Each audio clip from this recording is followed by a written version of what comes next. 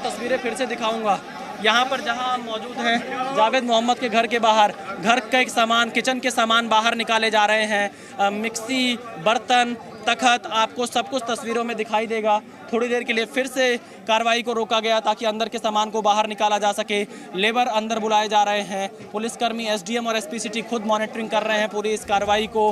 प्रयागराज विकास प्राधिकरण की दीवार को गिरा दिया गया है और अब आगे बढ़ने की तरफ आपको ये जेसीबी दिखाई पड़ेगी। तस्वीरें लगातार दोनों जेसीबी फिलहाल थोड़ी देर के लिए रुकी हुई हैं। योगी आदित्यनाथ ने कल ही पूरी तरह से ये निर्देश दे दिए थे कि जो भी हिंसा के आरोपी हैं, जो साजिश करता है, उनके खिलाफ कार्रवाई की जाए। ऐसी कार्रवाई की जाए जो कि नज़ीर बने और इसके बाद कोई इस तरह की हिंसा करने का सोच भी ना सके, प्रयास भी ना कर सके। तो जो निर्देश योगी आदित्यनाथ ने दिए थे वो इस वक्त हमें प्रयागराज में दिखाई पड़ रहा है। ज़मीन पर प्रयागराज विकास प्राधिकरण की तरफ से ये कार्रवाई चल रही है। बुलडोज किया जा रहा है पूरे घर को।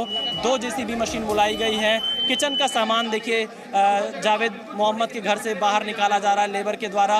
और यहाँ पर आप तस्वीरों में जब देखेंगे पूरी तरह से तमाम तस्वीरें देख रहे हैं।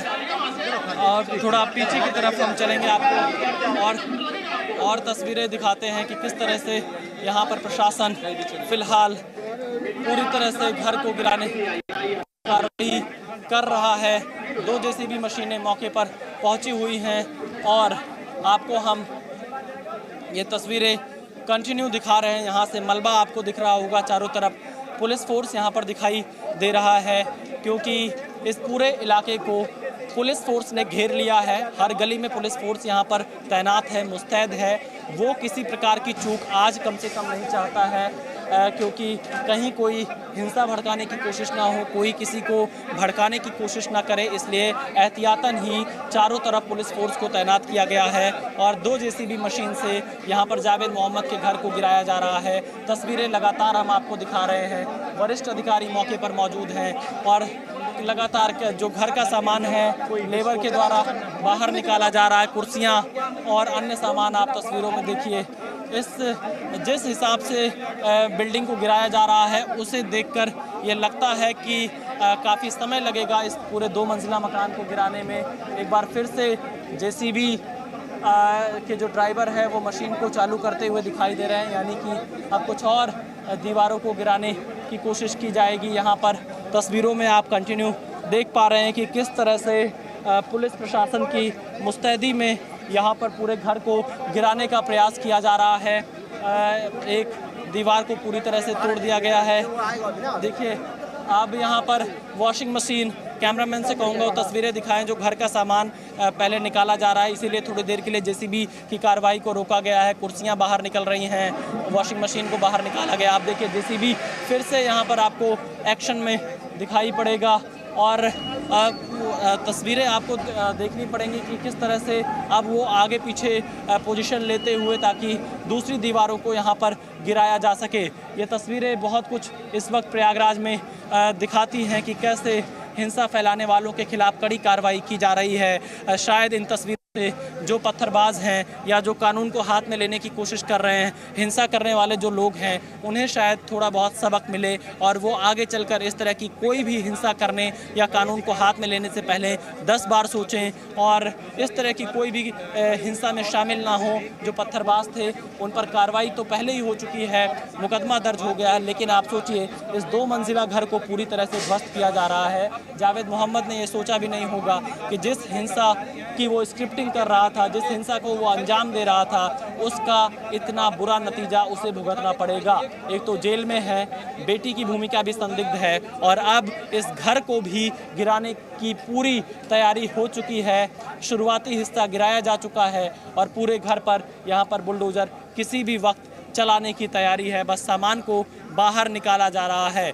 2 जेसीबी मशीनें मौके पर मौजूद हैं और बगल में अब देखिए फिर से जेसीबी मशीन आगे की तरफ बढ़ती हुई नज़र आ रही है, जो अब फिर से कुछ और दीवारों की तरफ आगे बढ़ेगी और जावेद मोहम्मद के घर को गिराएगी। क्योंकि ये 2 मंजिला पूरा घर है, गिराते वक्त किसी प्रकार का आसपास में नुकसान ना हो किसी को चोट ना पहुँचे, कोई अगल बगल की बिल्डिंग्स या जो घर बने हैं उन पर असर ना पड़े, इसका भी खास ख्याल रखा जा रहा है। और इसीलिए एक बार जैसी दीवार गिराई जा रही है उसके बाद अधिकारी यहाँ पर मौके पर जाकर पूरी तरह से मुआयना कर रहे हैं। अंदर कोई और चीज़ तो नहीं है, जो इनकी संपत्तियाँ हैं, गमले, बेड, तमाम चीज़ें वो लगातार घर से बाहर निकाली जा रही हैं। सामान को एक दूसरी जगह शिफ्ट किया जा रहा है और फिर उसके बाद जेसीबी फिर से इस ध्वस्तीकरण की कार्रवाई को आगे बढ़ाएगी। और पुलिस का यह एक्शन, प्रशासन का यह एक्शन दिखाता है कि बड़ा यहाँ पर एक्शन किया जा रहा है। क्योंकि आप देखिए 3 जून को कानपुर में हिंसा होती है, कुछ वही ट्रेंड दिखता है, नाबालिग बच्चों को आगे कर पथराव किया जाता है। फिर उसके बाद 10 जून को भी जुमे की नमाज के बाद प्रयागराज, सहारनपुर, मुरादाबाद, आगरा, फिरोजाबाद, अंबेडकर नगर जैसे ज़िलों में, हाथरस में हिंसक प्रदर्शन होता है। लोग प्रयास करते हैं कानून को हाथ में लेने का, आंदोलन शांतिपूर्ण तरीके से होते हैं, लेकिन पथराव किस तरह से किया गया, सिर्फ यूपी ही नहीं, देश के अलग अलग राज्यों में भी 10 जून को जुमे की नमाज के बाद हिंसक प्रदर्शन दिखा। झारखंड हो, पश्चिम बंगाल हो, महाराष्ट्र हो, मध्य प्रदेश हो। लेकिन जो कार्रवाई यहाँ पर दिख रही है उत्तर प्रदेश में, वो और राज्यों में नहीं दिखाई पड़ी है। अब तक 300 से ज़्यादा आरोपियों को गिरफ्तार कर लिया गया है पूरे उत्तर प्रदेश में, जो 10 जून की हिंसा में शामिल थे। सहारनपुर में कल आपने देखा किस तरह से बुलडोजर चला और आज प्रयागराज में बुलडोजर चलाया जा रहा है। ये कहीं ना कहीं कानून का डर दिखाने की कोशिश ज़रूर यहाँ पर पुलिस प्रशासन की तरफ से की जा रही है, ताकि जो इस तरह के प्रदर्शनकारी हैं, जो हिंसक हो जाते हैं, जो प्रदर्शन के नाम पर पथराव करते हैं, सार्वजनिक और निजी संपत्तियों को नुकसान पहुँचाने का प्रयास करते हैं, उन्हें अच्छे से सबक सिखाया जा सके। यह तस्वीरें सबसे बड़ा प्रमाण है ऐसे आरोपियों, ऐसे अपराधियों को सबक सिखाने के लिए, जो इस वक्त आप प्रयागराज से लगातार जी न्यूज़ पर देख रहे हैं। और ये तस्वीरें गवाही दे रही हैं तमाम चीज़ों की कि अपराधी कभी भी कानून से बड़ा नहीं हो सकता है।